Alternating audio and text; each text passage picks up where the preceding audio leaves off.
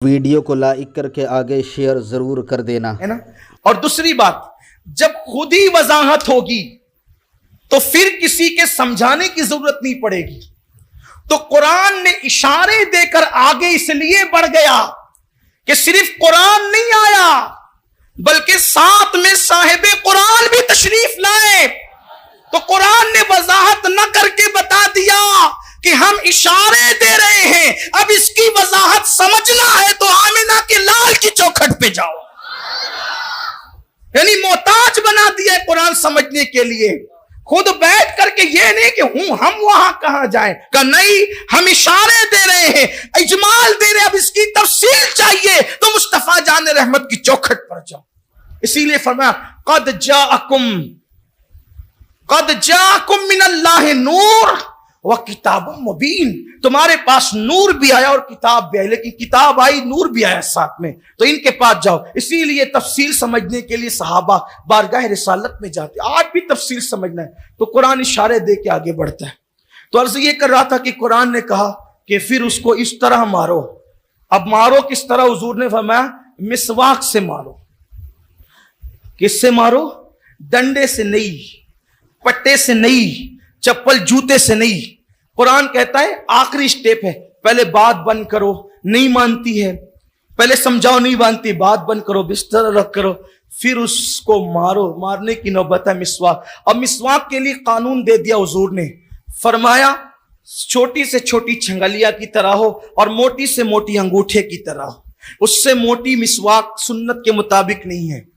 مطلب کوئی کتنا بھی آدمی موٹی استعمال کرنا چاہیں تو وہ انگوٹھے سے موٹی استعمال، کیونکہ وہ سنت کے مطابق کم، چھوٹی سے چھوٹی۔ کچھ لوگ اتنی باریک لے کر کے منہ میں دبا کے گھومتے، ایسا لگتا ہے کہ کھلال تو نہیں کر رہا ہے۔ یہ سب اپنی مرضی پہ چلنا، اتنی باریک مسواک نہ ہو، مسواک کم سے کم آپ کی چھنگلیا کی طرح، زیادہ سے زیادہ آپ کے انگوٹھے مارو مسواک سے۔ اب بتائیں یہ انگوٹھے کی مسواک، اور پھر یہ بھی ہے کہ یہ مسواک اتنی چھوٹی ہو جائے کہ استعمال کے قابل نہ رہے تو رکھ دو۔ بڑی سے بڑی کتنی ہوگی؟ نئی جب مسواک آئے گی، چلے کوئی سوچے کہ چلے مسواک اسے مارنا تو نئی لا کے مارے، تو بڑی سے بڑی پھر فرما دیا کہ ایک بالش تو ہونی چاہیے، ایک بالش سے بڑی نہیں ہو سکتی مسواک۔ اب ایک بالش تو کیوں انگوٹھے کے مطابق ہو تو کیا مار پڑے گی؟ یہ ہے اسلامی اصول۔ لیکن آپ جانیں، آپ کو پتا ہونا چاہیے، جو واقعی شوہر ہے وہ بیوی سے بات بند کر دیں تو بیوی نہ دن میں 4 مرتبہ سامنے سے آ کر کہے آپ ناراض ہیں، آپ ناراض ہیں، چھوڑیں غصہ، تھوکیں، مجھ سے بات تو کریں۔ یہ عورتوں کا مزاج ہے، وہ شوہر کے بغیر نہیں رہ سکتی۔ اسلام نے اتنی بات بتائی، کوئی اسی پہ عمل کر لیتا، لیکن نہیں کرتے۔ شروعات ہی مار پیٹ سے ہوتی ہے اور اختلافات کی آگ لگتی ہے۔ یہ قرآن کا منشور ہے۔ ہم نے قرآن کو کیا سمجھا؟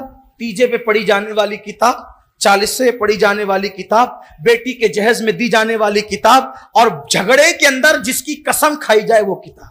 لا قرآن، ممبر پہ چل کے قرآن اٹھا، یہ ہے۔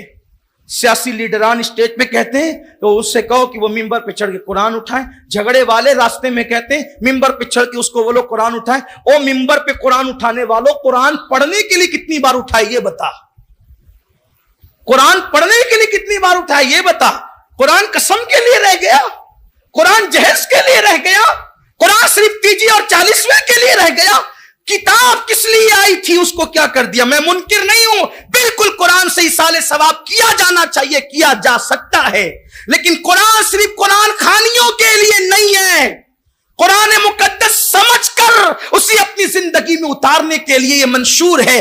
جس دن مسلمان نے قرآن کو اپنے ہاتھ میں یوں تھام لیا کہ یہ قرآن میری زندگی کے لیے نازل ہوا ہے، جیسے صحابہ نے تھاما تھا، اللہ نے جیسے ان بوریا نشینوں کو کائنات کا امام بنا دیا تھا، آج بھی اللہ تمہیں امامت عطا فرمائے۔ قرآن کو منشور سمجھ کر تو دیکھو۔ ڈاکٹر اقبال کے اس جملے پر اپنی بات ختم کر دیتا ہوں۔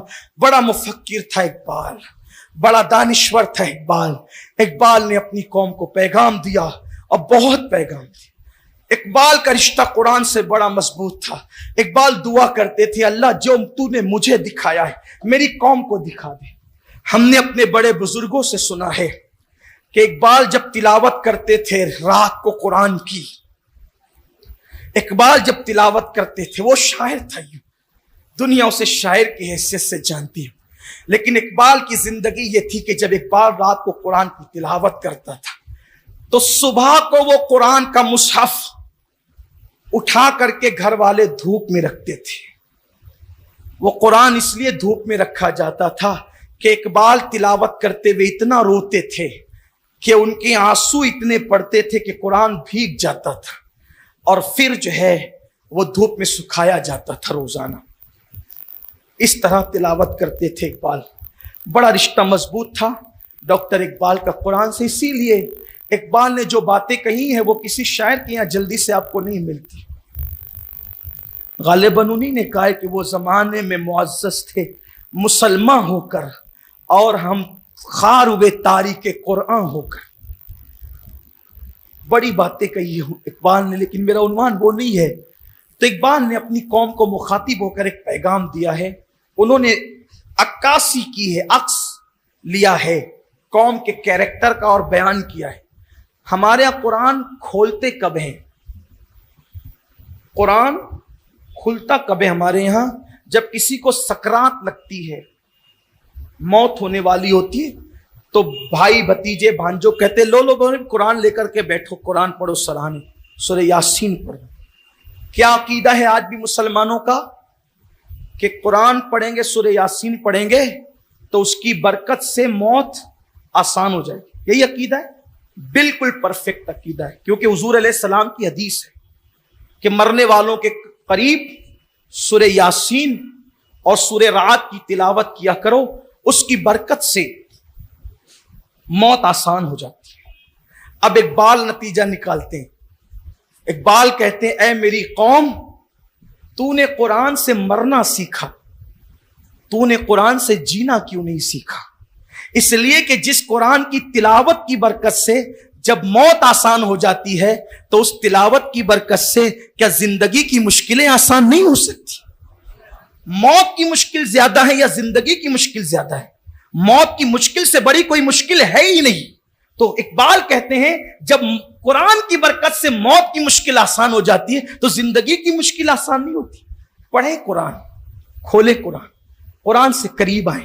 قرآن منشور ہے، اس کو پڑھیں، دیکھیں، ترجمہ پڑھیں.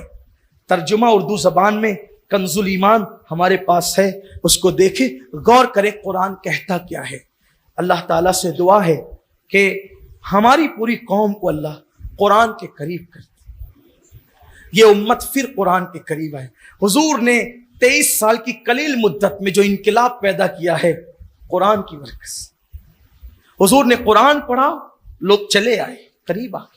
بلکہ آپ کو حیرت ہوگی، صرف میں لمبی نہیں کرنا چاہتا تھا کیونکہ دعا کے لیے آپ آئیں، لیکن دل کا درد پیش کر رہا ہوں. آپ کو حیرت ہوگی جب حضور قرآن پڑھتے تھے تو ابو جہل، ابو لہب، عتبہ، شیبہ اپنے وجود پہ کمبل ڈال کر کان لگا کے چپکے سے سنتے تھے، الگ الگ چوری چپ. قرآن کی یار کوئی اچھا قاری پڑھے نا قرآن، اچھا قاری، تو آنکھیں آج بھی بہتی ایمان والوں کی. ایمان والوں اپنا ایمان چیک کرنا ہے نا تو قرآن سننے کے بعد چیک. قرآن سن کے وحشت ہوتی ہے تو ڈرو کہ